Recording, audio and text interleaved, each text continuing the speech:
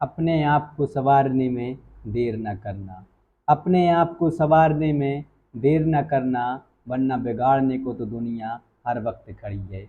इन्हीं पंक्तियों के साथ में मैं एसपी ठाकुर आप सभी का हार्दिक वंदन करता हूँ। दोस्तों, वीडियो में बात करेंगे भारत का भूगोल। भारत का भूगोल जिसमें जानेंगे भारत की नदियाँ। भारत की नदियों पर इससे पहले 2 वीडियो और आ चुके हैं, जिसमें पहले वीडियो में बात की थी सिंधु नदी तंत्र पर और दूसरी वीडियो में बात की थी गंगा नदी तंत्र पर। ये भाग 3 है, जिसमें बात करेंगे ब्रह्मपुत्र नदी तंत्र पर। दोस्तों, जो भारत की नदियां हैं इनको 2 भागों में बांटते हैं, हिमालय की नदियां और प्रायद्वीपीय भारत की नदियां। तो हिमालय की नदियों को 3 भागों में बांटते हैं, सिंधु नदी तंत्र, गंगा नदी तंत्र और तीसरा कौन सा है, ब्रह्मपुत्र नदी तंत्र। तो हिमालय की नदियों में ये भाग 3 है। इसके बाद भाग 4 में बात करेंगे प्रायद्वीपीय भारत की नदियां या दक्षिण भारत की नदियां। तो चलिए जानते हैं सिंधु नदी तंत्र।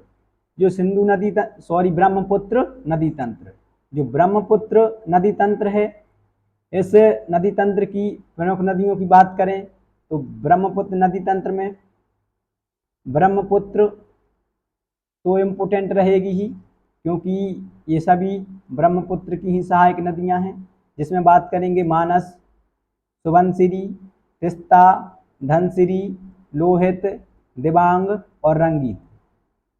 इन सभी नदियों को मिलाकर के किस नदी तंत्र का निर्माण होता है, ब्रह्मपुत्र नदी तंत्र का निर्माण होता है, ब्रह्मपुत्र नदी तंत्र। तो चलिए इनको एक एक करके जानते हैं।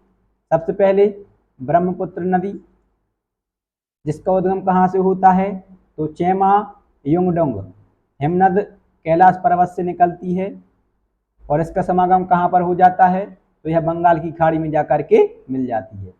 अगर बात करें कि ब्रह्मपुत्र नदी की कुल लंबाई कितनी है, तो 2900 किलोमीटर, 2900 किलोमीटर ये इसकी टोटल लेंथ है। अगर बात करें कि जो ब्रह्मपुत्र नदी है भारत में कितनी प्रवाहित होती है, तो 916 किलोमीटर। भारत में इसकी कितनी लेंथ है, 916 किलोमीटर। अगर इसके टोटल अपवाह क्षेत्र की बात करें तो 5,80,000 वर्ग किलोमीटर है, ये आपका टोटल है। और वहीं बात करें इंडिया में, भारत में, तो 1,94,413 वर्ग किलोमीटर क्षेत्र पर ब्रह्मपुत्र नदी प्रवाहित होती है। अब जानते हैं इससे संबंधित अन्य तथ्य। तो इसे तिब्बत में सांगपो मतलब कि पवित्र करने वाली नदी, तो पवित्र करने वाली नदी किस नदी को कहा जाता है, ब्रह्मपुत्र को। कहाँ पर, तिब्बत में, किस नाम से, सांगपो नाम से। अरुणाचल प्रदेश में दिहांग, असम में लोहित या ब्रह्मपुत्र तथा बांग्लादेश में जमुना के नाम से जानी जाती है। तो ये याद रखोगे आप, यहाँ से क्वेश्चन निकल के आए हैं परीक्षाओं में कि सांगपो ब्रह्मपुत्र नदी को कहाँ पर कहा जाता है, तो तिब्बत में कहा जाता है। दिहांग कहाँ पर कहा जाता है, तो अरुणाचल प्रदेश में। लोहित तो असम में जाकर के कहा जाता है, और जमुना तो बांग्लादेश में ब्रह्मपुत्र नदी को जमुना के नाम से जाना जाता है, क्योंकि बांग्लादेश में इसको जमुना के नाम से और गंगा को पद्मा के नाम से। मैंने आपको गंगा नदी तंत्र में गंगा नदी को पढ़ाया है, जिसमें मैंने बात की थी कि ब्रह्मपुत्र नदी को जमुना तथा गंगा नदी को पद्मा, और जब ये दोनों नदियां मिल जाती हैं तो उनके संगम को क्या कहा जाता है, मेघना कहा जाता है। क्या कहा जाता है, मेघना। तो मेघना किन दो नदियों के संगम को कहा जाता है, गंगा और ब्रह्मपुत्र। ब्रह्मपुत्र को बांग्लादेश में जमुना के नाम से जाना जाता है और गंगा को पद्मा के नाम से जाना जाता है, ये आप याद रखोगे। इसके बाद जो नामचा पर्वत है, नामचा बरवा पर्वत, इसके निकट यह एक महाखड्ड का निर्माण करती है। उस महाखड्ड का नाम क्या है, तो ब्रह्मपुत्र, सियांग या कोरबा। तो ब्रह्मपुत्र, सियांग या कोरबा जो गार्ज है, इसका निर्माण कौन करती है, तो ब्रह्मपुत्र नदी करती है। कहाँ पर करती है? तो नामचा बरवा पर्वत के निकट करती है। क्योंकि इसका जो भारत में प्रवेश करने का जिला है वह कौन सा है ब्रह्मपुत्र नदी का? तो सादिया जिले से यह भारत में प्रवेश करती है। और सादिया जिला कहाँ पर है? तो अरुणाचल प्रदेश में है। जब यह ब्रह्मपुत्र नदी भारत में प्रवेश करती है तो किस नाम से करती है? सियांग या दिहांग नाम से करती है। कौन से नाम से करती है? सियांग या दिहांग। तो याद रखोगे कि अरुणाचल प्रदेश में जो ब्रह्मपुत्र नदी है वह भारत में सर्वप्रथम प्रवेश करती है। और किस नाम से करती है? तो सियांग या दिहांग नाम से करती है। इसे असम का शोक कहते हैं। तो असम का शोक किस नदी को कहा जाता है? ब्रह्मपुत्र नदी को कहा जाता है। इस नदी पर विश्व का सबसे बड़ा द्वीप माजुली द्वीप है। विश्व का सबसे बड़ा द्वीप कौन सा है? तो माजुली द्वीप है। कहाँ पर है? तो असम में है। कौन सी नदी पर है? तो ब्रह्मपुत्र नदी पर है। लाइन 1 है लेकिन क्वेश्चन 4 है। विश्व का सबसे बड़ा द्वीप कौन सा है? माजुली द्वीप है। विश्व का सबसे बड़ा द्वीप माजुली द्वीप कहाँ पर है? असम में है। विश्व का सबसे बड़ा द्वीप माजुली द्वीप असम में है। वह किस नदी पर है? तो ब्रह्मपुत्र नदी पर है। यहीं से क्वेश्चन आते हैं। देखो दोस्त, पढ़ते तो सभी हैं पर पढ़ते वक्त क्वेश्चन बनाते जाया करो, क्योंकि अगर आप ये करते जाओगे तो एग्जाम हॉल में जो ह्यूमन एरर रहती है वह आपकी कम रहेगी। ठीक है, ज़्यादा से ज़्यादा क्वेश्चन सही करने की कोशिश करोगे। तो ऐसे करके आप अपने मन में थीम बनाते जाइएगा और ऐसे क्वेश्चन करते जाइएगा। मैं आपको नेक्स्ट पार्ट लेके आऊँगा जिसमें ओनली बात करेंगे MCQ, टॉपिक वाइज लेके आऊँगा। अभी ये आपकी श्रृंखला चल रही है जिसमें आपको topic wise history, geography, polity, economics सभी सब्जेक्ट करवाने वाला हूँ। तो मेरे चैनल को सब्सक्राइब कर लेना और ज़्यादा से ज़्यादा शेयर करना।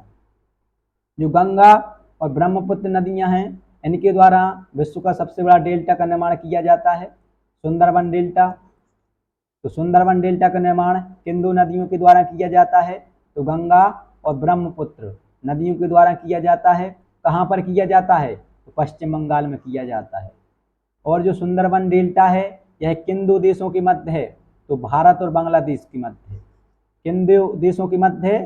तो भारत और बांग्लादेश में सबसे बड़े डेल्टे का निर्माण किया जाता है। किन नदियों के द्वारा? तो गंगा और ब्रह्मपुत्र के द्वारा। अगर बात करें कि ब्रह्मपुत्र नदी तंत्र के किनारे कौन कौन से शहर बसे हुए हैं? तो गुवाहाटी, डिब्रूगढ़ और तेजपुर ये 3 प्रमुख शहर हैं जो ब्रह्मपुत्र नदी तंत्र के किनारे बसे हुए हैं। बात करें इसकी सहायक नदियों की, क्योंकि ब्रह्मपुत्र और इसकी सहायक नदियों से मिलकर ही किस तंत्र का निर्माण होता है? ब्रह्मपुत्र नदी तंत्र का निर्माण होता है। इसकी सहायक नदी में बात करते हैं तो मानस, सुबनसिरी, तिस्ता, धनसिरी, लोहित, दिबांग और रंगीत ये इसकी प्रमुख सहायक नदियां हैं। तो चलिए एक एक करके इनको भी देख लेते हैं। बात करते हैं मानस नदी की। तो इसका उद्गम कहाँ से होता है?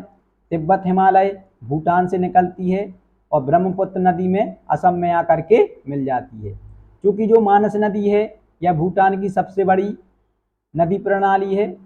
तो ये याद रखना आप कि भूटान की सबसे बड़ी नदी प्रणाली कौन सी है?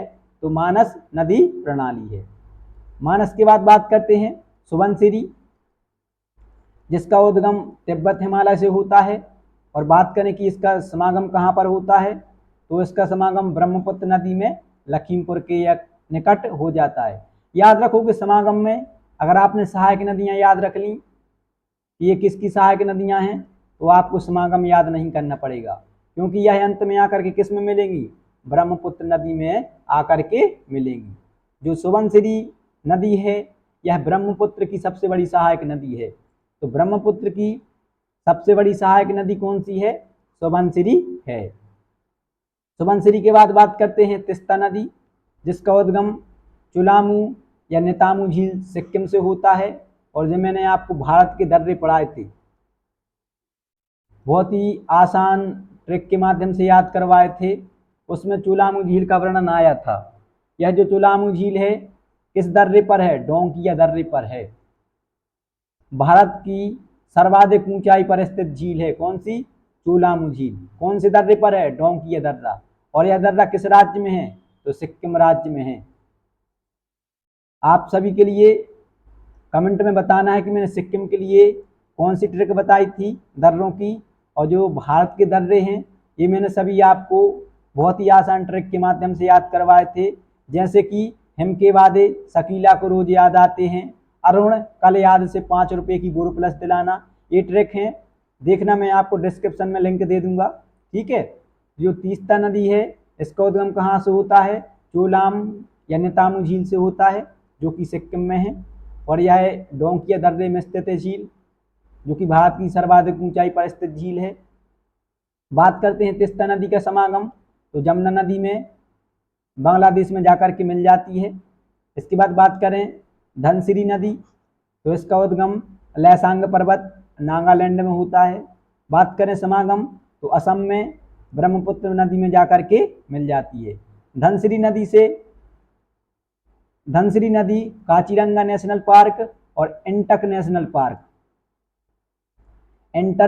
पार्क इन दो राष्ट्रीय उद्यानों से बीच में से होकर प्रवाहित होती है। तो याद रखोगे कि काजीरंगा नेशनल पार्क से कौन सी नदी प्रवाहित होती है? तो धनसिरी नदी प्रवाहित होती है। और दूसरा कौन सा है? एंटक राष्ट्रीय उद्यान। धनसिरी की बात करें, लोहित जिसका उद्गम जियालछू पर्वत श्रेणी तिब्बत से यह निकलती है और जाके अरुणाचल प्रदेश में सियांग नदी में मिल जाती है। चूंकि सियांग नदी अरुणाचल प्रदेश में ब्रह्मपुत्र नदी को ही कहा जाता है। मैंने अभी आपको उपनाम बताया था। जो इसके किनारे प्रमुख शहर बसा हुआ है वह किबूथू है। याद रखोगे, किबूथी कौन सी नदी के किनारे बसा हुआ है? तो लोहित नदी के किनारे बसा हुआ है। और लोहित नदी को ही खूनी नदी कहा जाता है। तो खूनी नदी का दर्जा किस नदी को दिया गया है? लोहित नदी को कहा जाता है।